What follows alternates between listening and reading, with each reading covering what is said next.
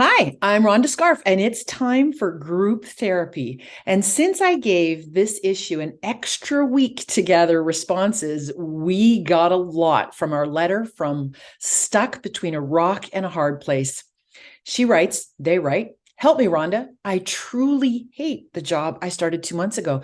I haven't made any new friends. I hate the tasks, and I don't feel like I belong. Yet it pays well. Sadly, a little too well.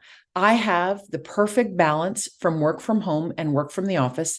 They have a fantastic benefits package, and I have the coveted title I've always wanted as EA to the CEO.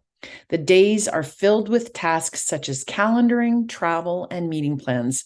All the things I can do in my sleep, but they consume every minute of my day. I have no time to take on more tasks, even if I wanted to.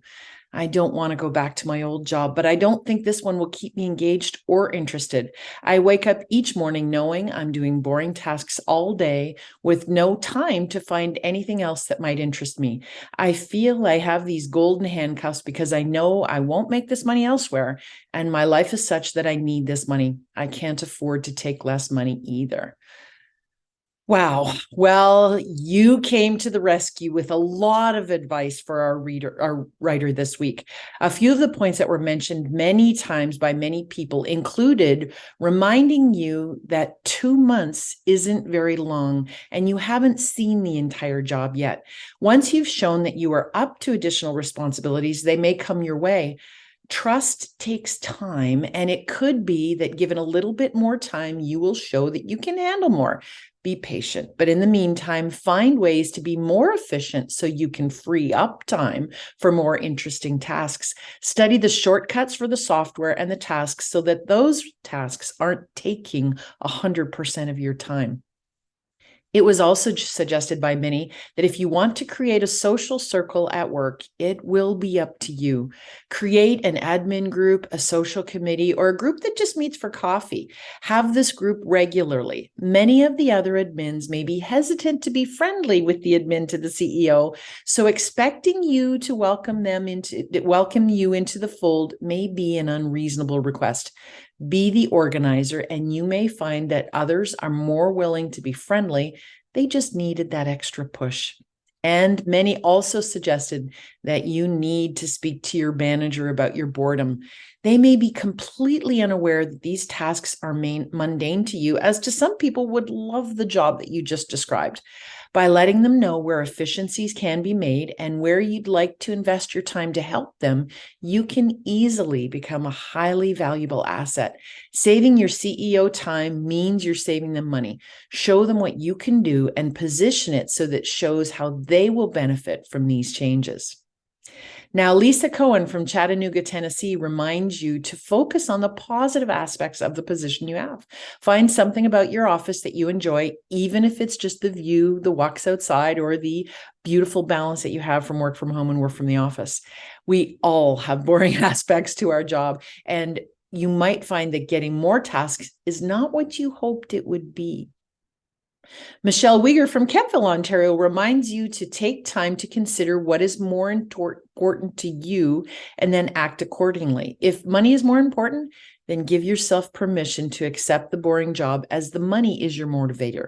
If your work is your motivator, then be willing to take less money. There is no right answer to that question, but we all need to know what our motivator is, and it can't be both. Pick one or the other. Tammy Johnson from Lake Country, BC says to start building your side hustle.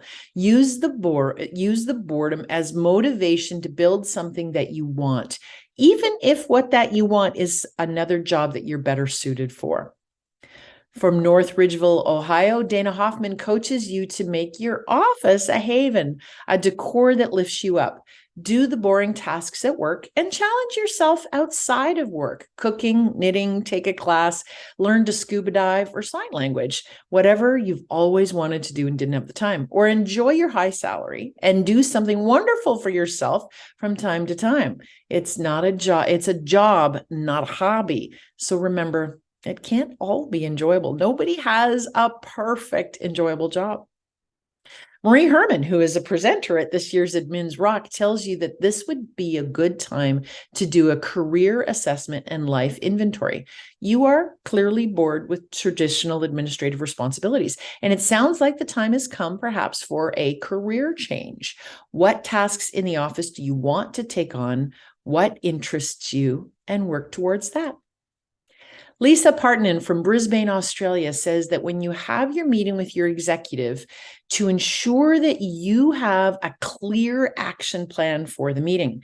If I do this, you'll get this, or the return is that type meeting, rather than talking about your feelings. Always share the what's in it for me approach to information. And also from Brisbane, Katie Kwan advises you to become a subject matter expert and share your knowledge with the wider team. This helps you build your skills and their skills and expertise, and it creates your social base as well.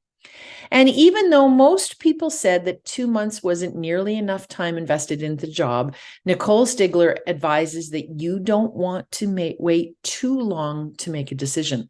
Look for a job before and leave before your current job drives you mad. Now, there is a wide range of advice here, but all of it requires you to do something. If you take responsibility for your career, you won't be dreading going to work in the morning because you're focused on your why. Good luck.